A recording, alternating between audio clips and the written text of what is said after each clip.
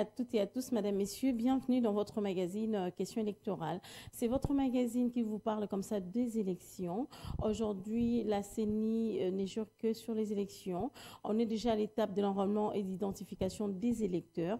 Mesdames, messieurs, merci pour votre fidélité à notre magazine. Nous allons recevoir pour vous un activiste de droits de l'homme. Il est initiateur d'un mouvement citoyen. Il s'agit de monsieur Ben Brian. Bienvenue et bonne année à vous. Merci beaucoup. Bonne année à vous aussi. Merci de votre invitation. Voilà. Vous êtes l'initiateur de l'INAF. INAF qui veut dire quoi? INAF, c'est un mot anglais qui veut dire assez. Assez, il y en a marre. Donc voilà, c'est ce que ça veut dire INAF. Et donc, nous avons lancé un mouvement citoyen en 2016 et nous l'avons appelé INAF. INAF à nous la liberté. INAF pour dire que nous en avons marre de ces tripatouillages que nous avons connus. Nous en avions marre ou nous avons marre de violations intempestives de la Constitution, notamment dans ces dispositions intangibles, que nous avions marre de ce comportement anti-républicain, anti-citoyen. Donc voilà le mouvement citoyen INAF. C'est ça les buts de la création de ces mouvements citoyens. Ouais. Moi, je me dis, moi-même, dans l'ancien régime, vous étiez tout le temps sur terrain, avec le ECHA, l'UCHA, vous étiez sur terrain pour dénoncer, pour dire non. Ouais. Et aujourd'hui, comme si vous avez complètement disparu, c'est parce que vous êtes d'accord avec le pouvoir en place ou quoi? Non, nous n'avons pas disparu. Nous sommes toujours là, nous sommes sur terrain, mais de moins en moins. Okay. De moins en moins sur terrain parce que certaines choses ont évolué, et ça, il faut le dire. Et c'est même l'avantage d'un être humain. Je veux dire, un être humain se reconnaître ce qui évolue puisque tout est évolutif. Et donc, aujourd'hui, ça va un peu mieux qu'hier. Aujourd'hui, nous avons trouvé une oreille attentive dans les chefs des autorités qui nous écoutent un peu, qui ne nous caillassent pas, je veux dire, qui ne nous maltraitent pas, qui ne nous menacent pas à tout bout de champ. Il y a des difficultés, c'est vrai, tout n'est pas rose jusque-là, mais nous avons la possibilité aujourd'hui d'entrer en contact avec les autorités. Sur des questions de corruption, par exemple, je vais vous dire qu'il y a un mécanisme entre l'IGF et les structures de la société civile, parmi lesquelles quelques mouvements citoyens. Et donc, si nous avons par exemple des problèmes sur le détournement de fonds ou sur la corruption, nous pouvons passer par ce mécanisme qui est mis en place plutôt que de descendre dans la rue. Mais ça ne nous a pas empêché de descendre dans la rue. Rappelez-vous bien que depuis 4 ans maintenant, le mouvement citoyen ont été quand même dans la rue quelquefois. Alors, ce n'est pas très flagrant, ce n'est pas très remarquable parce que maintenant, quand on descend dans la rue, on ne nous arrête pas, en tout cas pas comme dans les temps anciens. Il y a un semblant de liberté. Enfin, disons-le quand même. Mais il y a une non, il y a quand même. Vous étiez pourchassé. Effectivement. À tout moment. Effectivement. Tu es même. On parle de Rossi Mukendi et les autres. D'ailleurs, à qui je vais rendre un perpétuel hommage parce que vous savez, Rossi est mort dans des conditions où ça aurait pu être moi à sa place. Parce que, comme je le disais, Rossi est mort dans la paroisse Saint-Benoît à Lemba. Enfin, je veux dire, il a été touché dans cette paroisse-là. Et c'est la paroisse dans laquelle je commençais toutes mes marches pour le laïc catholique. Un certain 31 décembre, c'était même le jour de mon anniversaire, mais j'étais là parce qu'il y avait une marche ce jour-là. J'ai vu des gens tomber, j'ai vu des gens mourir. Ça aurait pu être moi, mais j'avais de la chance, ou peut-être pas, mais je ne sais pas. Mais certaines personnes sont mortes, nos compagnons ont été arrêtés. Certains ont subi, je vais dire, une violation de leur être humain, de leur être intérieur, mais ce n'est pas vraiment le cas aujourd'hui. Aujourd'hui, on ne nous tire plus dessus. Ça a évolué, donc je me dis que c'est entre autres pour cette raison que ce n'est pas très flagrant. C'est pour ça que les gens ne voient pas que le mouvement sont toujours dans la rue. Autrement dit, vous êtes des acteurs de la démocratie. Vous avez vraiment beaucoup œuvré pour que la démocratie trouve sa place en RDC. Je vous encourage.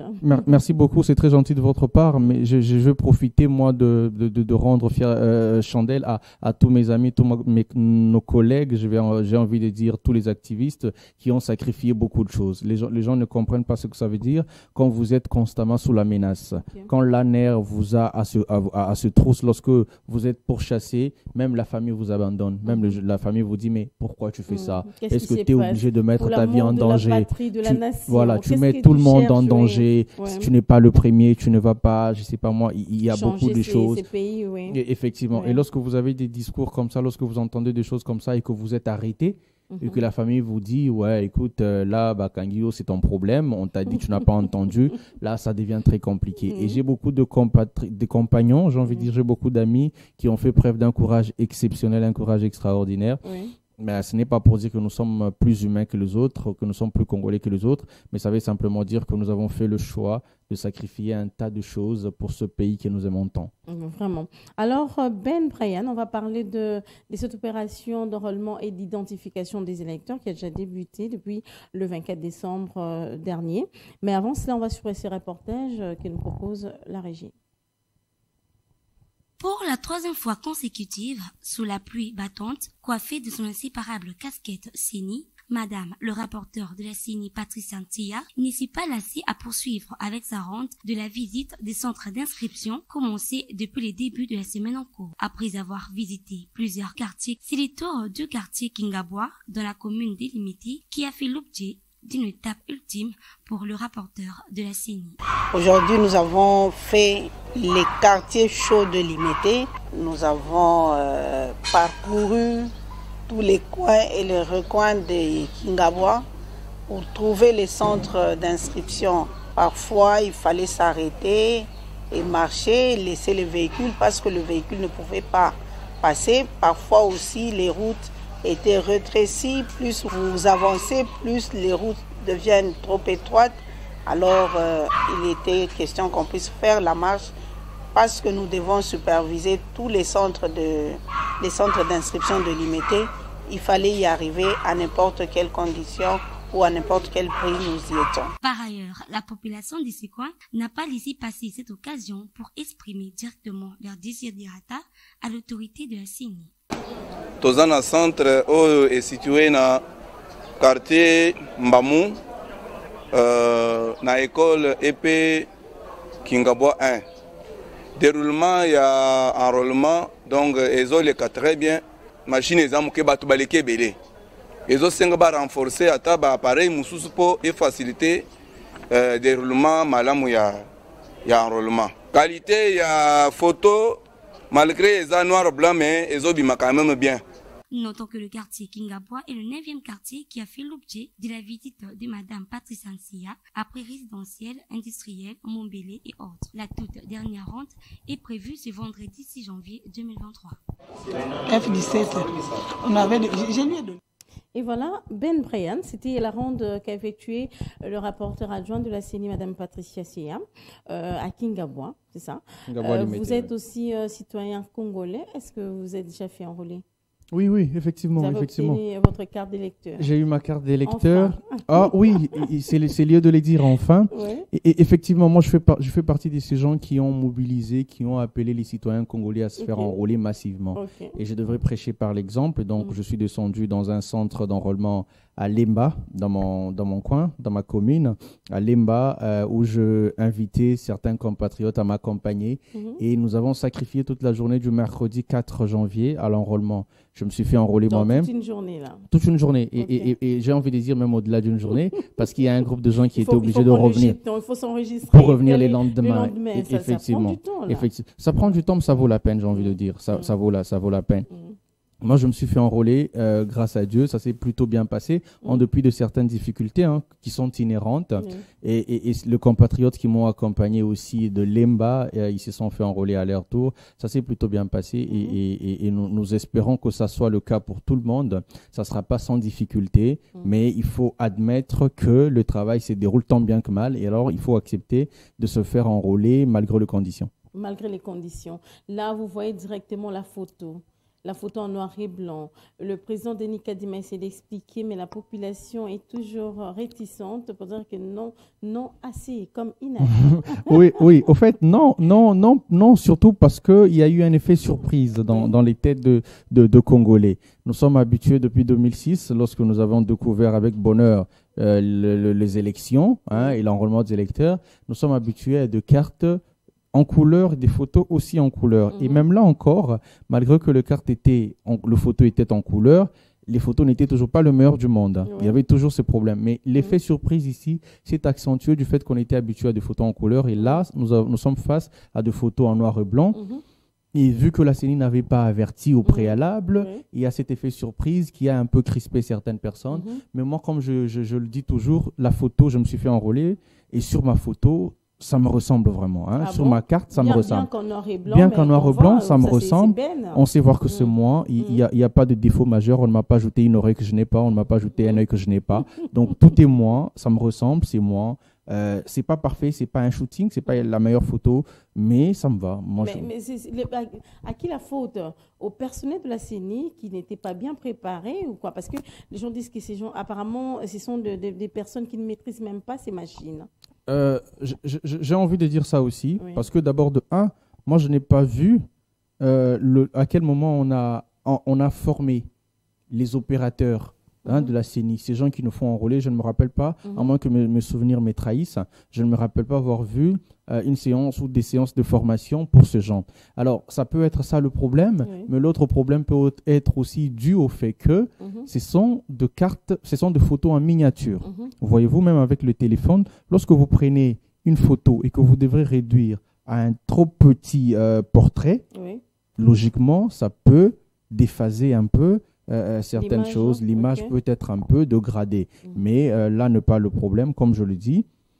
L'essentiel, c'est d'avoir sa carte d'électeur. Avoir sa carte d'électeur, comme je le disais, pour moi qui ai fait une sorte de sensibilisation, je disais que c'est important, c'est gratuit, mais aussi c'est notre droit. C'est déjà un droit de se faire enrôler. C'est gratuit et c'est important. Et donc, il faut le faire parce que lorsque vous faites enrôler aujourd'hui, vous avez le pouvoir de prendre la décision en 2023, en décembre 2023, lorsque arriveront les élections. Vous serez à mesure de voter. Ça, il faudra le dire parce que la population congolaise ne comprend rien. Je vais prendre ma carte, oui, parce que peut-être on va m'envoyer l'argent en Europe, j'aurai le temps de... Mais non, il faut voter quand même. C'est aussi l'un des aspects de cette carte qui fait office de pièce d'identité. Ça, c'est un côté. Mais comme on le dit, c'est une carte d'électeur. C'est pour élire. L'essence de cette carte, c'est d'abord d'être un électeur. Et lorsque vous êtes électeur, vous contribuez à décider de l'avenir de ce pays. Vous décidez de la direction que vous donnez à ce pays. Vous avez la décision de confier ce pays entre les mains de X ou entre les mains de Y. Et chacun sur base du projet de société qu'il va porter ou qu'il va apporter. Pour moi, qui ai décidé d'accompagner ma commune, ça veut dire de travailler pour ma commune, je me dis, je pourrais présenter aux habitants de Lemba un projet qu'ils sont censés adopter. Vous serez aussi candidat? Sincèrement, carte sur table, il y a de fortes probabilités que je sois candidat. Pour une raison, c'est très gentil de votre part, merci. Pour une raison assez évidente. Parce que vous l'avez vu, j'ai beaucoup œuvré pour Vous allez maintenant changer de casquette, vous serez maintenant député. C'est pas ça qui m'intéresse. Je changerai de casquette, je vais quitter d'une personne qui fait pression pour obtenir un certain résultat à une personne qui est en mesure de prendre la décision. Donc avant, actuellement, je suis un citoyen congolais, membre d'un mouvement citoyen qui fait pression sur les autorités sur des questions données. Maintenant, j'aimerais être la personne qui, au lieu de mettre pression, est à même de prendre ses décisions ou de faire appliquer ses décisions. C'est ça aussi les problèmes, oui. Je crois que c'est important. C'est important de changer des dimensions pour pouvoir apporter aux Congolais, dans la moindre mesure, je veux dire dans la moindre mesure, quand je parle de, par exemple, là, je me limite à ma commune, Lemba, que j'ai envie vraiment de servir, mais ce sont des Congolais. Si je rends service aux habitants de Lemba, je rends service au Congo d'une manière ou d'une autre. Donc, j'ai envie de me mettre au service, parce que j'ai toujours été au service de la population, en bravant la peur, en allant dans le rue, en défiant... Ça a été toujours pour l'intérêt du peuple congolais. Donc, vous êtes passionné, là. Je suis passionné. Vous aimez votre patrie. Effectivement, effectivement. Mais vous avez dit quelque chose que j'ai aimé, vous allez vous battre pour par rapport à votre projet de société. Mais alors, c'est pas ça, c'est qu'on voit pendant la campagne électorale. Il faut toujours offrir, il faut toujours donner. Il y a même un candidat qui m'a dit, tu sais, Nacha, je suis venu, j'ai présenté mon projet de société vraiment avec l'éloquence le plus possible. Mais les gens m'ont dit, mais je parler vite parce qu'on a besoin de quelque chose après. Oui, c'est ça aussi les problèmes. Je crois que c'est là-dessus. Je crois que c'est un problème. C'est une question que vous soulevez très importante qui me rappelle une campagne que nous avons lancée en 2018 pour les élections les dernières élections. Nous avions lancé au sein du mouvement citoyen INAF, nous avions lancé la campagne Yété. Yété en lingala pour dire pas lui. Et nous avions présenté... Michel avait dit pourquoi pas moi. Voilà. Et nous avions présenté 6 critères négatifs. Et nous avions dit que nous n'allons pas voter une personne qui est par exemple un criminel. Ah bon? Ou voilà, qui a été chef de guerre. Mais parce qu'on connaît le passé des uns et des autres. Quelqu'un qui a été dans un groupe armé, nous savons la mentalité. Nous savons que ça rattrape toujours. Quelqu'un qui a été incriminé, ou je veux dire quelqu'un qui a été condamné pour détournement de fonds, nous savons que les mauvaises habitudes ont la peau dure. Ça finira par revenir. Donc nous avons mis un certain nombre de critères. Et madame, cette campagne avait double casquette. La deuxième partie de cette campagne, c'était d'appeler les gens à voter utile. Ne votez pas sur base d'un polo, parce qu'un polo, ça se dégrade très vite. Ça se détériore très vite. Ne votez pas de 5 000 francs avec le pouvoir d'achat qui est le nôtre. Un sac de riz, même pas un sac de riz, ça finit très rapidement. Regardez ce que nous a produit les personnes que nous avons votées sur base du gain, sur base de l'argent, sur base de XY choses. Et votez sur base de quoi, là? Votez sur base du projet de société, sur base de la crédibilité que vous savez à cette personne. Les candidats, ne sont pas des gens qui viennent du ciel. La plupart qui viennent de l'étranger, qui viennent au Congo, tout ça pour postuler, ils se font vite ramener à la maison. La plupart des candidats que nous avons ici, ce sont des personnes qui ont grandi avec nous. Ce sont des personnes que nous connaissons. Nous connaissons comment ils se sont comportés lorsqu'ils ont été aux affaires. La preuve, ce qui est difficile, nous sommes à la troisième phase, je veux dire le troisième cycle électoral. Jamais, depuis que nous avons commencé les élections, plus de 10% des députés est revenu. Donc, il n'y a pas. C'est toujours moins de 10%. La plupart sont ramenés à la maison parce qu'on sait comment ils se comportent, parce qu'on voit bien qu'ils n'ont pas apporté le résultat escompté. Alors, qu'est-ce qu'on fait maintenant en tant que citoyen congolais qui commence à prendre la maturité? Parce que ça, il faut le dire. 2006, 2011, aujourd'hui, 2018... Aujourd'hui, 2023, donc quatrième cycle. Nous sommes en train d'acquérir de la maturité. Aujourd'hui, nous comprenons que... vous pensez que les Congolais ont atteint quand même la maturité? Je vous le dis. C'est ça le problème aussi. On va le voir lors de la campagne électorale. Nous le verrons. Si votre voix sera entendue quand même. Est-ce que les gens vont voter sur base des projets de société? Quand vous parlez de chauffeur, c'est si les gens dorment. Hein? C'est très bien. Il a donné quoi? Pesséline. Là, directement, tout le monde se réveille. C'est pour ça que j'adore votre émission. C'est pour ça que j'adore votre émission, parce que je me dis que nous sommes dans une phase critique. Et vous, par exemple, à travers votre micro, vous insisterez pour tous ces compatriotes qui nous suivent à la maison, vous insisterez pour leur dire de ne pas voter pour un polo, de ne pas voter pour un sucré ou pour un 5 000 francs. Vous leur direz ça tout le jour et ils finiront par comprendre. Nous l'avons dit, nous, au sein de Mouvement Citoyen, dans toutes les interventions que je peux faire sur les réseaux sociaux ou sur la télévision en clair, je peux le dire. Et nos compatriotes ne sont pas des aveugles, nos compatriotes ne sont pas fous, ils comprennent, ils voient bien que nous connaissons presque chaque année la même chose. Et donc, il est temps que ça change. Nous n'allons pas voter quelqu'un parce que Apesa Talaté, parce que Yemei, parce que... Ça sera alors, les élections pour les riches. Non. Et les pauvres n'auront pas de place. Non. Hein? J'ai la chance d'observer que dans ces 3 cycles électoraux que nous avons vécus, j'ai la chance d'observer que le peuple congolais est en train d'atteindre la maturité. Vous savez pourquoi, madame? Parce que j'ai vu beaucoup de pauvres entrer au gouvernement. Très bien. Beaucoup de pauvres aller au Parlement et j'ai vu beaucoup de jeunes aller au Parlement. Le premier cycle électoral, le plus jeune des députés s'appelait Serge Amoli. Il avait quel âge? Il avait 35 ans à l'époque. Le deuxième cycle électoral, le plus jeune, c'est Patrick Mouyaya. Il avait à l'époque 29 ans, que je ne me trompe, à moins que mes souvenirs me trompent. Le dernier cycle électoral, le plus jeune ont le plus bas d'usage. Le plus bas en termes d'accessibilité, c'était 25 ans. Aminata Namassia, Jackson Afingoto, ils avaient tous 25 ans. Ça veut dire qu'on est parti des 35 ans jusqu'à 25 ans. Je me dis que si on permettait à des jeunes de 18 ans de postuler, vous verrez des jeunes de 18 ans au Parlement. Ah bon? Et ça, c'est la maturité du peuple congolais. Ils n'ont pas d'expérience, qu'est-ce qu'ils vont faire? Non, je me dis, non, il faut mettre ça de côté. Non, il faut mettre ça de côté. Laisser 25 ans, c'est raisonnable. Les gens ont quand même atteint une certaine maturité. Mais comme je le dis aussi, madame, il faut que ça soit dit parce qu'on parle des élections. Nous n'allons pas voter quelqu'un parce qu'il est jeune. Être jeune n'est pas un gage ou n'est pas une preuve de compétence. C'est l'avenir des mains, tout ça. C'est bien. Encore faut-il que ce soit une jeunesse responsable. Encore faut-il que ce soit une jeunesse compétente. Encore faut-il que ce soit une jeunesse préparée. Vous allez au Parlement, oui. Pour quelle préparation? Parce que la vie politique, l'engagement politique doit résulter d'un engagement citoyen. Qu'est-ce que vous avez fait pour vos compatriotes avant d'aller faire quelque chose au Parlement? Est-ce que vous allez suivre votre projet de société à la loupe? Voilà. C'est ça aussi les problèmes. Pour ça, il faut d'abord savoir... Il y a des gens qui présentent un projet de société, arrivent au Parlement, ils l'oublient. Hein? D'abord, il faut connaître c'est quoi un projet de société pour les uns et les autres. Parce que certaines personnes amènent un projet écrit par quelqu'un quelque part. Vous voyez? Donc, il fait juste un discours. Copier-coller, il lit un discours et puis il pense avoir porté un projet de société. Quelqu'un qui vient vous dire, ouais, je vais arranger ceci, je vais arranger cela, et puis c'est bon. Non. Vous voyez, madame, aujourd'hui, je pense que nous serons sur terrain parce que j'ai l'expérience du terrain, sans vouloir m'en vanter, j'ai l'expérience du terrain. Oui. Nous serons sur terrain, comme j'étais sur terrain pour l'enrôlement, pour faire comprendre aux Congolais que la carte que vous allez prendre, ce n'est pas la carte de qui que ce soit, c'est votre carte.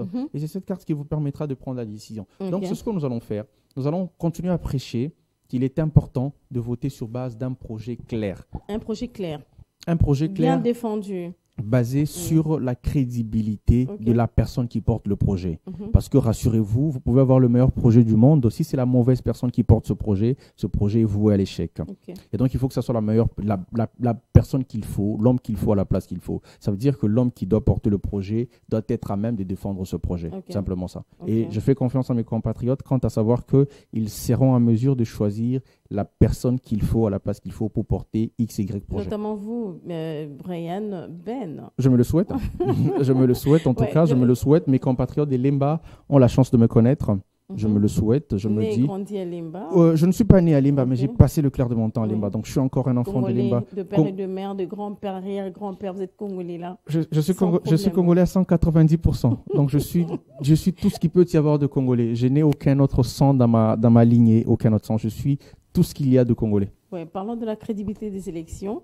Il y a une question que je vais vous poser. Pourquoi chaque fois qu'il y a publication des élections, on crie à la tricherie? Et qu'est-ce que la CENI doit faire cette fois-ci, puisque vous êtes un acteur de la société civile? Qu'est-ce que la CENI doit faire cette fois-ci pour crédibiliser les élections? Ah, ça, c'est une question très intéressante. S'il m'arrive à être candidat, j'aurai besoin de témoins. Dans chaque bureau de vote. Et j'aimerais que mes témoins aient accès facile à toutes les données en toute transparence. C'est la clé, la transparence. Si je suis candidat, j'aurai besoin qu'on publie le résultat des élections bureau par bureau. Ça, c'est la transparence. Vous serez besoin maintenant également. De vérifier. Comme ça, je peux faire mon propre dépouillement. Je peux me dire, dans le centre Mouloudi qui est à Salongo, on m'a voté à autant. Dans le centre Père Emmanuel Stabloum del Terminus, on m'a voté à autant. Dans le centre Saint-Benoît, je peux faire la compilation moi-même.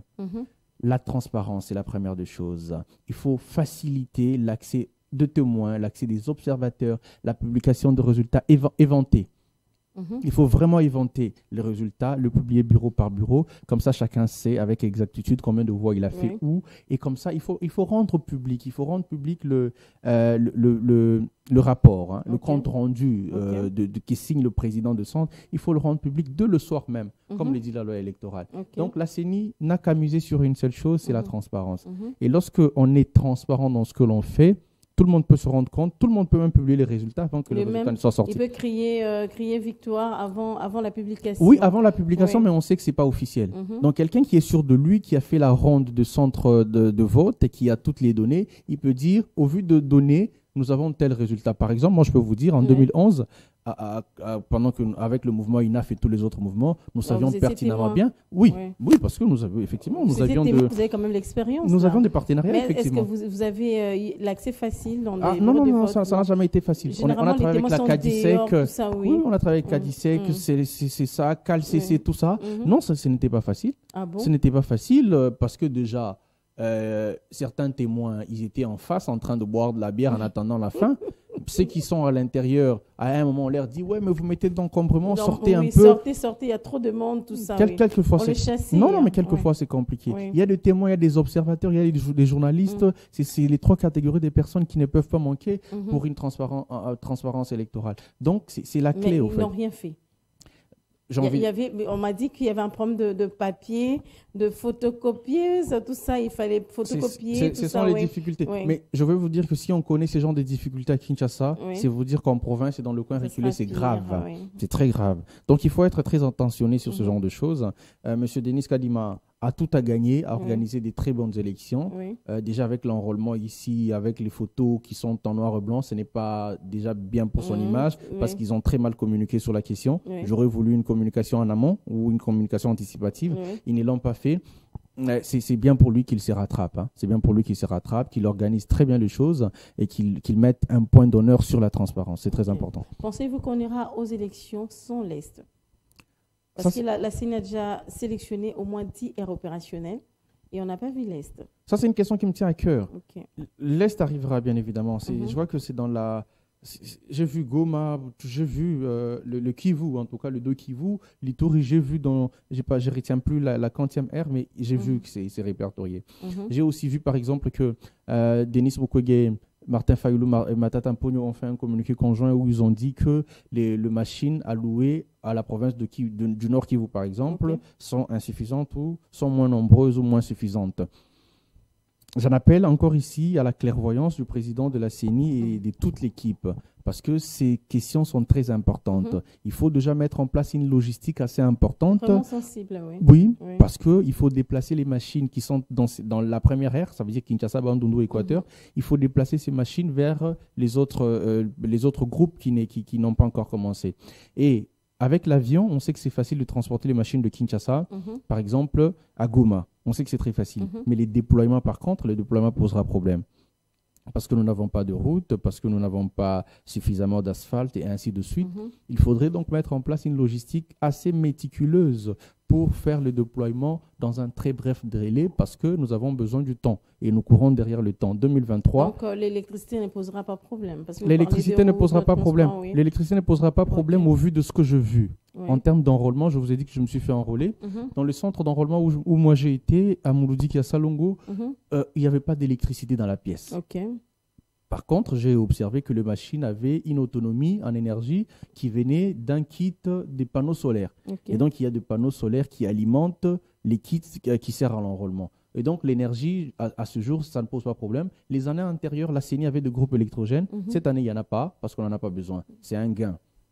On utilise l'énergie solaire. Je crois que c'est plus efficace. Et je pense que l'électricité ne posera pas problème aussi pour les autres provinces. C'est avantageux quand même. Il faut regarder aussi l'aspect positif. De s'attarder toujours sur l'aspect négatif. Je trouve que c'est un avantage. C'est un avantage très important. D'autant plus que, comme je l'ai dit sur mon compte Twitter, j'ai dit que la photo n'est pas le problème. La carte d'identité, la carte de la CENI n'est pas un album photo où on doit voir la meilleure photo du monde. Pour moi, ce qui est important, c'est que les informations importantes soient reprises. Et moi, je me suis fait préenregistrer. À travers l'application que la CENI avait mise en place, Préapp CENI, je me suis fait préenregistrer. Ça a été très facile pour moi. Au centre, parce qu'on a simplement scanné mes QR codes. Les QR codes, les gens savent ce que c'est. On a scanné mes 3 QR codes et toutes les informations que j'avais données sont apparues de l'autre côté de la machine. Je n'ai pas pris beaucoup de temps. Je n'ai pas pris beaucoup de temps pour me faire enrôler. Et maintenant, il y a un QR code sur la carte de lecteur que j'ai eue. J'avais déjà vu auprès de personnes qui se sont fait enrôler avant moi qu'il y avait un QR code. Lorsque j'ai essayé de scanner ce QR code, il n'y avait aucune information. Ça fait encore polémique sur les réseaux sociaux. Comme je le disais, les réseaux sociaux, il y a un côté positif, mais il y a aussi un côté très négatif, un côté pervers. Il y a eu la critique sur les réseaux sociaux pour dire les QR codes de la CENI ne servent à rien. Encore une fois, la CENI a réagi tardivement pour dire que le QR code, seule la CENI peut le voir. Parce que si tout le monde peut scanner ça le code... Ça n'affichait pas. Non, ça n'affiche pas. Ça ne pourrait pas afficher. Parce que moi, par exemple, je peux utiliser mon téléphone pour scanner votre carte et je verrai toutes les informations sur vous. Directement. Voilà. Et donc, pour crédibilité, la CENI a développé un mécanisme pour que seule la CENI peut voir les informations relatives au QR code. Et donc, moi, si je scanne votre carte avec mon téléphone, je ne verrai rien. C'est beaucoup plus sécurisant aussi. C'est plus sécurisant, effectivement. Mais cette communication devait être faite en amont. Devait être faite au préalable. Il faut que la CENI communique à tout moment. Malheureusement, ils ont un porte-parole ou un rapporteur. Ils ont une cellule de communication. C'est très compliqué. C'est très compliqué. Le travail de communication au niveau de la CENI pose encore problème. Mais je pense que c'est déjà bien de savoir que beaucoup d'informations peuvent être stockées dans cette carte. Peut-être qu'on peut le voir simplement à travers le QR code. Pour les gens qui pensent que la photo n'est pas assez visible. Mais avec ce QR code, on peut voir que c'est bien vous. C'est bien vous, facilement, oui. Alors, vous allez dire un mot par rapport à la loi électorale. Vous avez eu à observer les cycles électoraux passés. Alors, qu'est-ce que vous avez apprécié? Parce qu'il y a maintenant des innovations. Qu'est-ce que vous avez apprécié? Alors, il y a la plus grande innovation. Moi, j'ai beaucoup lu les propositions qui ont été faites par le G13. Vous savez, ce groupe de 13 personnalités, effectivement. Ils ont fait des propositions qui me paraissaient très, très réfléchi. Le regret que j'ai, c'est que l'élection présidentielle n'a pas été ramenée à 2 tours. On aura toujours l'élection présidentielle à 1 tour. Ça, c'est un regret. Un regret. Il fallait ramener à 2 tours. aussi les moyens, non? Je pense qu'on est en train de travailler pour diminuer sensiblement le coût des élections. Les trains de vie des institutions dans ce pays est déjà très élevé. Les élections nous prennent aussi beaucoup d'argent. Je suis de ceux qui pensent qu'il faut revoir sensiblement le coût des élections. Mais je ne pense pas que la seule le seul deuxième tour des élections aurait posé problème. Mais déjà, avec le machine pour l'enrôlement d'identification, le président Denis Kadima a dit qu'il y avait pas assez de moyens, tout ça. Il fallait vraiment réduire les coûts. Et quand il faudrait aller au deuxième tour des élections, ça coûterait encore à la CENI. Je suivis le porte-parole du gouvernement, le ministre Patrick Mouyaya. Je suivis le ministre des Affaires étrangères, M. Christophe Lutondo, qui disent tous que le gouvernement congolais est en train de débloquer le moyen tel que la CENI l'a demandé. Ah bon? Vous savez pourquoi on est passé, madame, de billets, comment vous appelez ça, de bulletins électoraux à la machine électorale? C'était pour des questions de moyens. Parce qu'imprimer de gros bulletins, ça prenait beaucoup d'argent, beaucoup de papier. On est passé à une machine à voter. Qui a été aussi critiquée. Qui a été critiquée, c'est toujours comme ça les innovations. Tout comme la machine actuelle, l'enrôlement, la carte est critiquée. Il y a toujours des innovations. Mais moi, par exemple, je n'ai jamais pris mon temps à critiquer la machine à voter. Parce que moi, j'étais pour ceux qui voulaient aller aux élections déjà en 2018. Aujourd'hui, il y a des innovations qui doivent être accompagnées dans le sens de réduire sensiblement le budget. Donc, il faut utiliser la machine à voter et je pense que revenir à 2 tours, ça n'aurait pas posé énormément de problèmes. Ça, c'est un regret. Un autre regret, c'est que aujourd'hui, bon, je pense que ça, c'est politiquement réfléchi que de dire qu'il faut aller à la proportionnelle pour éviter de parties mallettes. Parce que là maintenant, il faut atteindre le seuil au niveau national. Il faut avoir un seuil. Déjà, pour avoir un siège en tant que parlementaire, il faut vous rassurer que votre parti politique ou votre plateforme a atteint le seuil au niveau national. Et donc, certains diront que ça favorise le grand parti, mais moi, je pense que ceux qui s'estiment être petits partis n'ont qu'à se mettre dans de grands groupes, ce qu'on appelait des plateformes politiques, dans des regroupements politiques. Ça permet de ne pas avoir des listes électorales ou longues comme des bras. Donc je pense que c'est bien. Effectivement, cette loi électorale n'est pas la meilleure. Mais elle est la moins mauvaise, j'ai envie de dire. Elle est la moins mauvaise. Très bien. Alors, Monsieur Ben Brian, vous allez lancer un message, puisque vous serez candidat aussi, je ne sais pas, député national ou provincial, mais moi j'imagine provincial, parce que vous parlez beaucoup plus de votre commune et non d'une circonscription. Alors, vous allez lancer un message, d'abord à la CENI et puis à votre base. Ah, vous parlez déjà de ma base, c'est intéressant. Je vais lancer un message à la CENI, à M. Denis Kadima, à qui il n'est pas seul, M. Denis Kadima, le secrétaire exécutif, en tout cas toute la CENI. Mon message est celui de vous appeler à la conscience. À la conscience parce que c'est important d'organiser un processus électoral qui ne fera pas le lit de la contestation de légitimité. Si le processus électoral est biaisé, il y aura encore une crise de légitimité et c'est une crise de trop que ce pays ne peut pas se permettre. Donc je vous invite à faire preuve de transparence, à faciliter les choses de manière à ce que l'élection se tienne dans le délai, mais aussi qu'elle se tienne de la manière qu'il faut. Parce que nous avons besoin de bonnes élections. Les élections seules ne suffisent pas. Il faut des élections, mais de bonnes. À mes compatriotes de Lemba, mes frères et sœurs qui m'ont connu, qui me connaissent et qui continueront à me connaître, je réponds à un appel de Congolais, à un appel de citoyens de Lemba. Cet appel, c'est de travailler pour eux. Et j'accepte cet appel volontiers. Avec toute humilité, je me porte garant, je me porte disponible à travailler pour mes compatriotes de Lemba et sans aucune prétention particulière.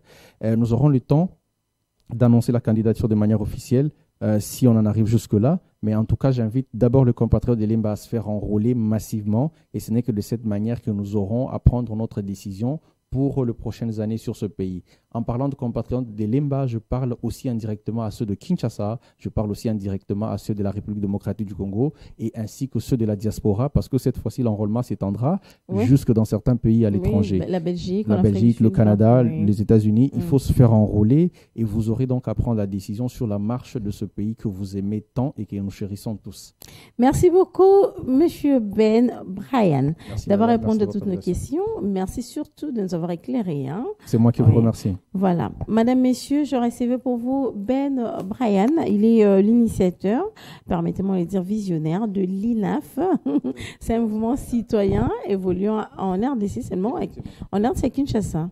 À Kinshasa, dans certaines provinces aussi. Oui. Et j'ai envie de saluer un de nos camarades qui est très actif à l'étranger en Afrique du Sud et qui accompagne beaucoup à la pression qu'il a fait sur la question de passeport en Afrique du Sud. C'était très important. Nous sommes donc à Kinshasa et un peu aussi à l'extérieur du pays. Ok, très bien. Voilà, je le disais, M. Ben Brian est l'initiateur de l'INAF. C'est un mouvement citoyen évoluant en RDC et aussi à l'extérieur du pays. Voilà, ensemble avec nous, on va parler de cette opération d'enrôlement et d'identification l'identification des électeurs. Vous avez essayé de comprendre les avantages et désavantages de cette opération. Et allons-y aux élections, votons utile.